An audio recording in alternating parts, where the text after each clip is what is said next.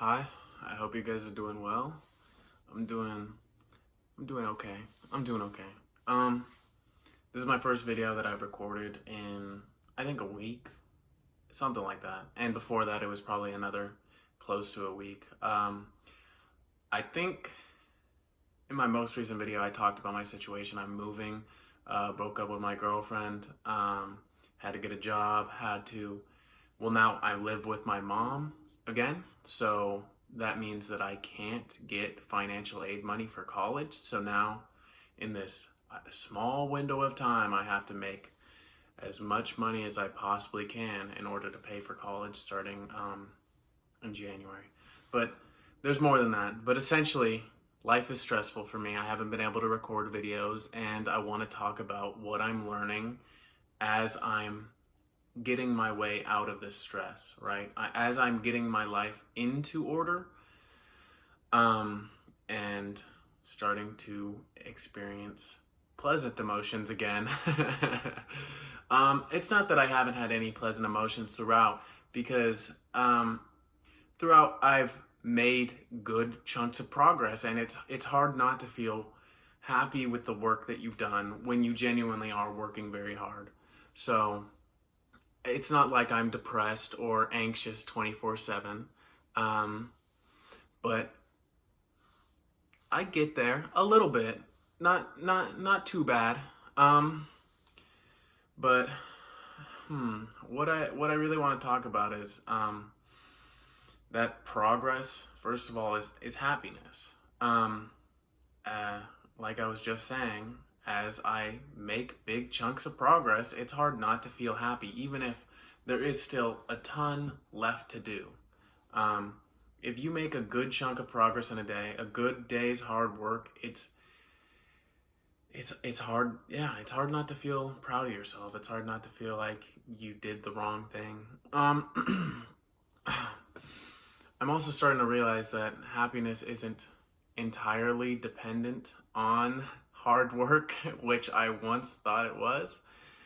Um, it, in a sense, it is, but also there's, of course, other factors that play into it that you don't have control of all the time. And I am relatively privileged. I have a good mother, a good father.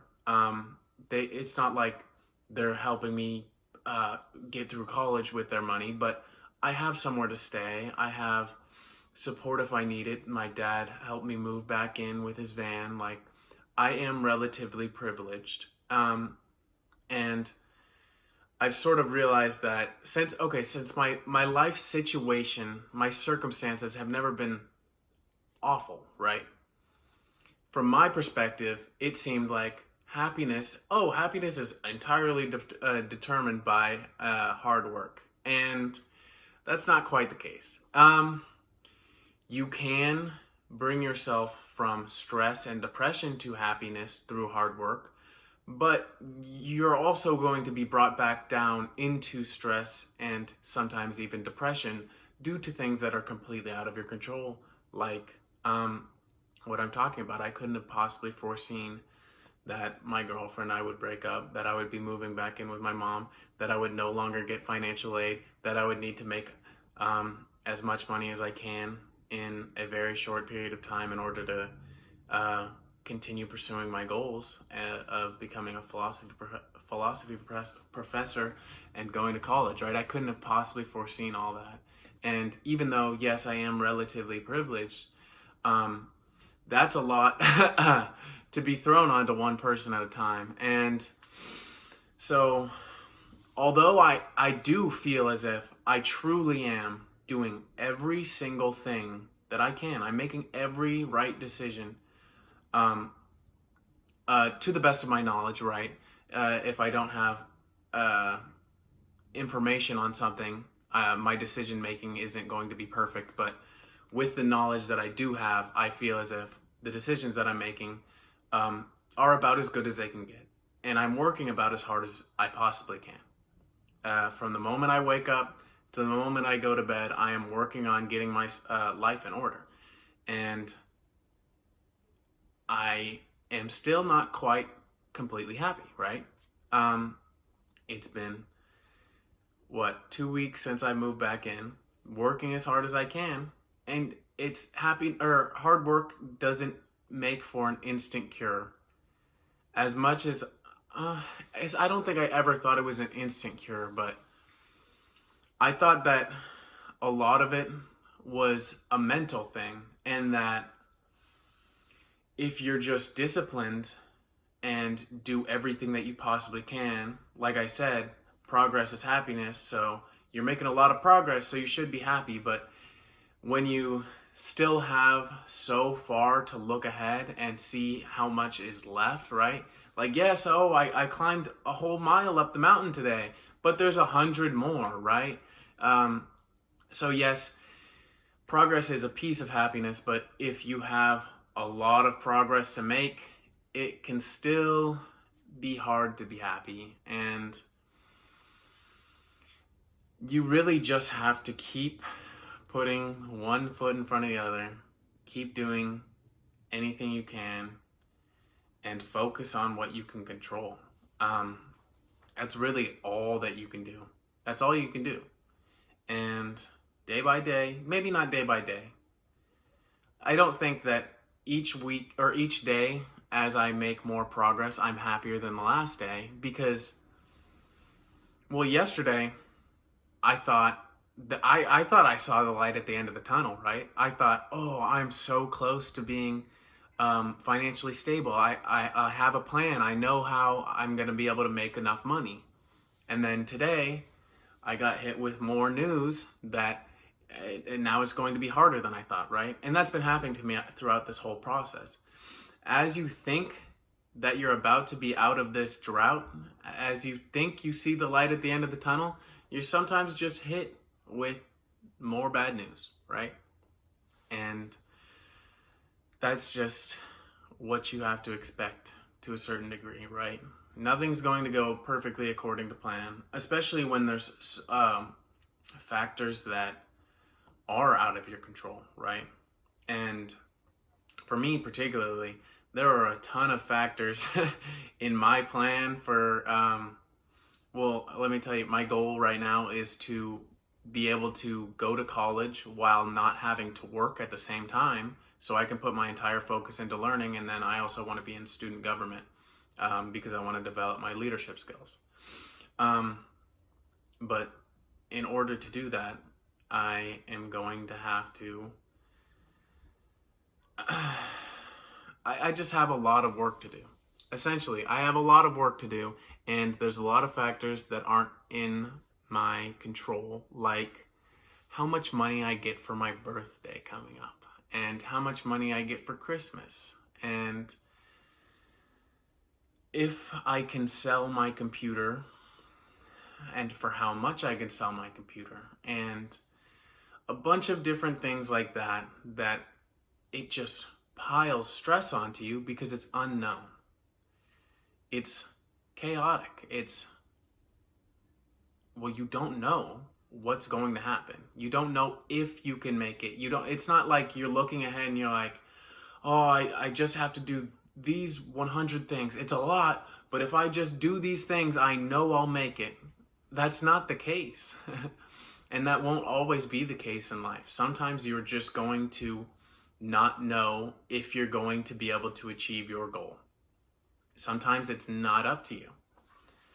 Sometimes you could genuinely do as much as you possibly can and still not get where you want to go. And it's rough, but and it's rough throughout that process because you're more stressed, because how can you have confidence when it's impossible to know, right? And it's just, you're gonna have to, it's gonna take some mental work to understand that this is okay. This is just a part of my journey. This is just a part of my life. This might be one of the goals that I fail, and I will learn from it. I will grow from it. Maybe I won't be able to put my focus into college full time. Maybe I'll have to work a part-time job.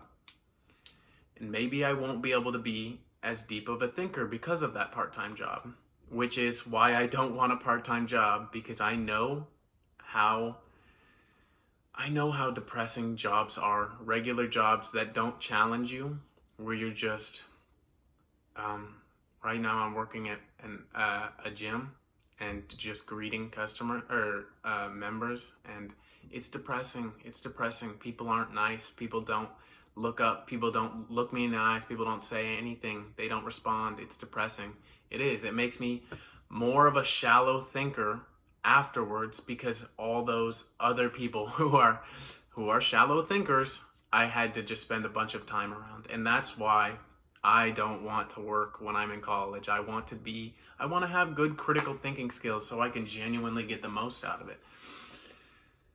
And that might not be able to happen yet. And I just have to accept that.